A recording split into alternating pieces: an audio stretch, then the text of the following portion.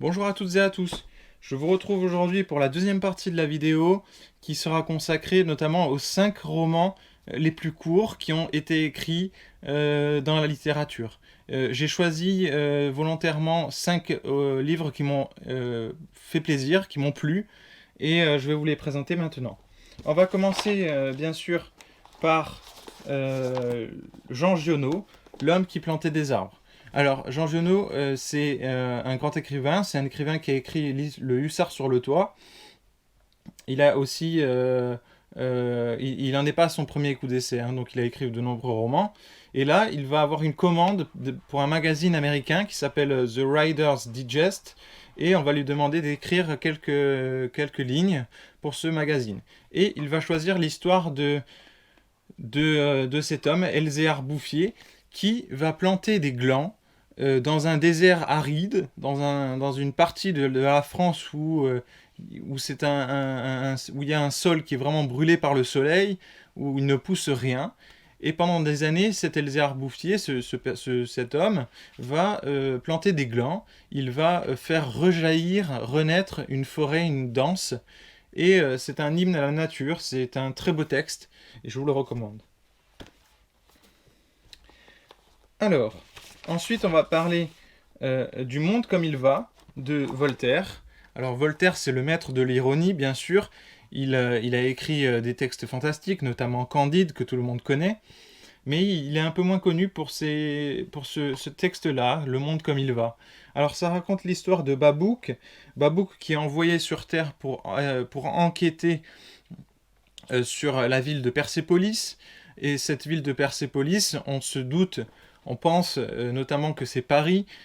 C'est une ville où il règne le péché, la luxure, des excès en tout genre. Et eh bien, on ne sait pas si l'ange Ithuriel va garder cette ville ou la détruire et la réduire en cendres. Donc je vous laisse découvrir ce qui va se passer. Voilà, ensuite on va parler de la solitude lumineuse de Pablo Neruda.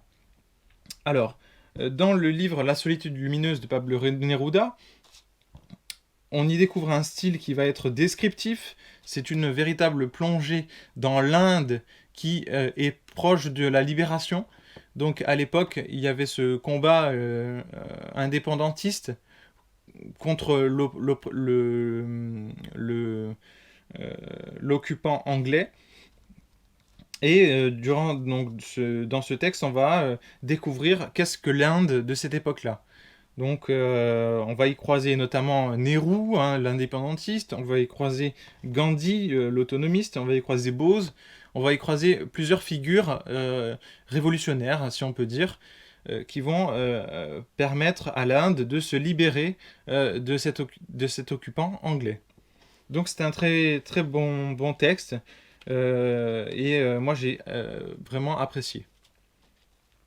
Ensuite, je vais vous parler du Horla, le Horla de Maupassant. Alors, Maupassant, c'est un auteur intéressant qui écrit de nombreux livres. Et ici, il va écrire un tout petit texte qui est un texte fantastique. Donc, c'est un texte qui va parler d'un homme qui raconte, si vous voulez, qui est décrit comme fou et qui va raconter d'étranges phénomènes qui se réalisent la nuit alors qu'il dort. Alors, le Horla, pour lui, c'est une sorte de fantôme. Et la nuit, ce qu'il fait, c'est qu'il boit du lait et de l'eau.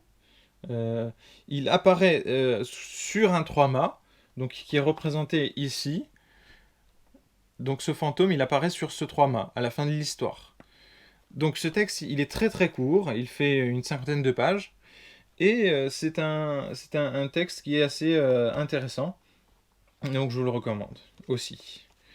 Et puis pour terminer, on va parler de la métamorphose de Kafka. Donc dans ce livre, qui est aussi une histoire fantastique, on a l'histoire de Grégoire Samsa, qui est un voyageur de commerce et qui va devenir un gros cafard ou un grand cancrelat et il ne va plus pouvoir sortir de sa chambre. Voilà, il ne va plus pouvoir aller travailler, Donc il a une angoisse de sortir de chez lui, puisqu'il s'est transformé, il s'est métamorphosé, hein, comme le titre l'indique, en un insecte horrible et, euh, et qui inspire le dégoût. Voilà.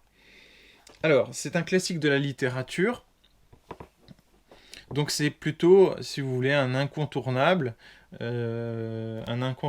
chez Franz Kafka, et on le lit notamment à l'école, hein, quand on est plus jeune.